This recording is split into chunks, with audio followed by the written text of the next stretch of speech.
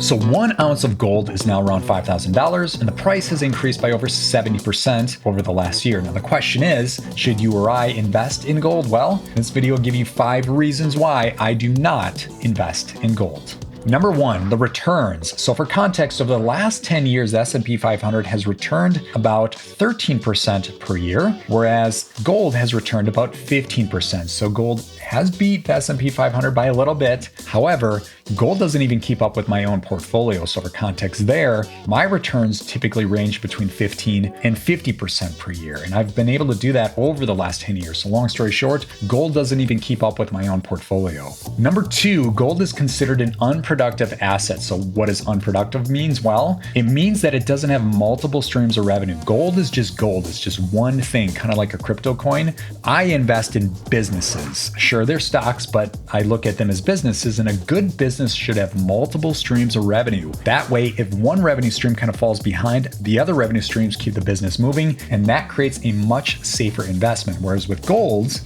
or any other precious metals, when a sell-off happens, there's nothing else to keep it propped up. So that sell-off can happen very quickly. You can see a price go from 5,000 to 4,000 to 3,000 very quickly because, again, there's nothing else propping up that asset. Some other criteria here on what unproductive means: it does not pay a dividend, it does not pay interest, and it's not run by a CEO. All right, number 3, precious metals typically trade sideways when the market is doing well. So right now, the market is kind of volatile, so people are creating a hedge and going into precious metals, which is totally fine. But do keep in mind, over the last 100 years, there have only been 17 bear markets or recessions with an average downturn of about 10 months. So that tells us there's 17 down years and 83 up years. So if you're going all in on precious metals, that tells you, well, there's about a 17% chance you're going to do well.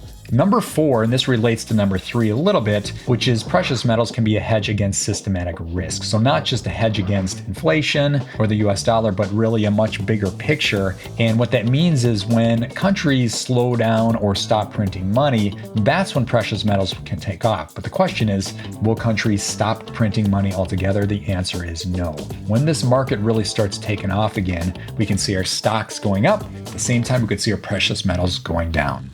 And number 5, this is a big one, taxes. So get this, long-term cap gains on stocks is usually between 15 and 20%, whereas with gold, it's 28%. So there you go. There are 5 reasons why I do not invest in gold. If you stay to the end, thank you. Please like, subscribe, and share with a friend. Referrals from friends are one of the best ways to build a business. Of course, don't buy and sell assets like precious metal based solely on what you hear. Only buy assets that align with your own personal financial goals. Thanks for checking out this video. We'll see you soon. Bye for now.